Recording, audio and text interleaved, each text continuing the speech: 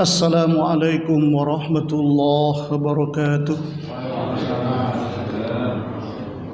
Saya kisahkan bagaimana orang yang bersungguh-sungguh untuk memagari setelah mengetahui la ilaha illallah, mengetahui kandungan maknanya, kemudian dipagari jangan sampai dimasuki oleh amalan-amalan yang di luar tauhid. Wah, namanya itu miskijah. Sekarang masih ada. Usianya sekarang itu 87 tahun. Nah, dia itu kalau saya masukkan ceritanya itu, dia itu memagari la ilaha illallah. Dia itu anak orang kaya.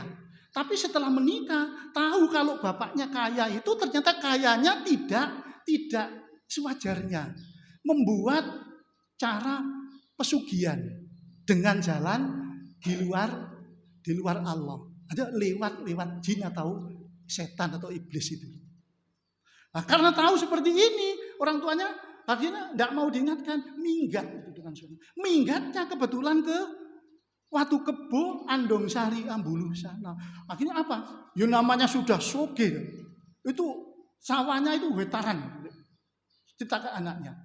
Setelah di sana sudah tidak punya apa-apa, melarat betul sampai punya anak 5, punya anak 5. Itu jarang makan.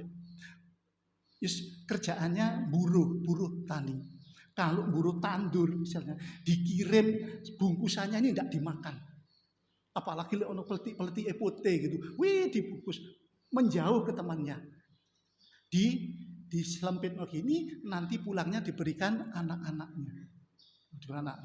Sampai menjauh. Dan pekerjaannya di samping itu gaplek. Gaplek itu tahu ya? Gaplek itu pohon itu dijebol, kemudian dioncek, diirisi, disigar, dijemur. 1 bulan kering. Nah, setelah kering dibawoni. Kalau oleh 1 kintal mungkin dapat 10 kilo. Wah, itu yang dimakan. Nah, kemudian setelah besar anak-anaknya ini didoakan jadi kaya. Betul deh, kaya. Salah satu anaknya yang dekat dengan saya, yang saya sering ngomong-ngomongan itu, 1 bulannya itu penghasilannya 20 juta.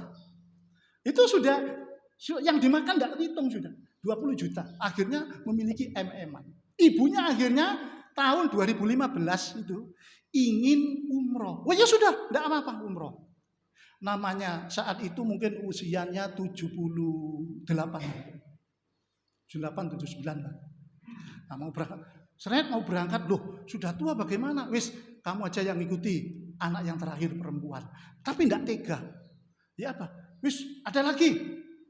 Kalau anak yang nomor 3 atau yang nomor 2 itu disuruh nemani. Intinya tidak tega melepaskan ibunya yang usia tua ini untuk umroh. Khawatir di sana itu tidak ada yang menjaga. Sehingga disepakati 2 anaknya itu sebagai pendampingnya. Akan tetapi Allah berkehendak lain. Setelah berangkat di Jakarta, 3 orang. Seorang ibu tadi dengan 2 anaknya. Ternyata berangkatnya berpisah. 3 pesawat. Masing-masing ada di pesawat yang lain. Waduh, pikirannya tidak karu-karuan. Ternyata sang ibu ini datang duluan. Apakah di sana apa? Allah tidak membiarkan hambanya yang benar-benar memagari la ilaha illallah, menjaga kemurnian tauhid begitu saja. Hidup sengsara tidak. Ia dijadikan seorang raja, bagaikan raja. Sehingga anak-anaknya hartanya seperti harta raja-raja. Kenapa? Karena ia memperlakukan ibunya seperti raja. Besok sama seperti itu. Kalau masih ada orang tua, perlakukan orang tua itu seperti raja. Rezeki Anda akan seperti rezekinya raja-raja. Berangkatlah ini akhirnya. Kurang 2 menit itu. Berangkat di sana ternyata nyampe duluan. Di sana orang lain tidak boleh masuk yang namanya rumah Rasulullah itu. Tapi beliau itu ada sortion. Sortion itu polisi yang menjaga. Itu dipersilakan. Yang lainnya tidak boleh. Bu, ayo masuk. Silakan sholat. Sholat akhirnya. Tidak ada yang menjaga. Anaknya sudah pisah. Akhirnya sholat tertunaikan. Kemudian kembali ke maktab atau ke hotelnya itu. Setelah ada di hotel itu, tiba-tiba dia itu ada kendaraan yang dekat ke hotelnya. Apa? Ternyata kendaraan itu jemput si ibu yang namanya miskijah ini. Di dalam mobil itu ada temannya. Kok bisa di situ? Temannya siapa? Teman ketika remaja. Wis ngomong-ngomong di situ, ayo ikut kami, ayo ikut aku. Naik mobilnya kerajaan. Diajak ke salah satu tempat kerajaan. Di sana dijamu dengan jamuan yang sangat istimewa. Mangan sak puase. Seneng wong umroh itu. Katanya seperti itu. Padahal usianya sudah 8 tahun. Nah coba kan inilah. Jadi termasuk hikmah dari orang yang memagari kalimat la ilaha illallah, menjaga tauhid, akhirnya Allah yang melindungi dan membahagiakannya. Ya, sedikit tempatnya sudah pas, kurang lebihnya mohon maaf. Marilah kita tutup dengan doa kafaratul majelis bersama-sama.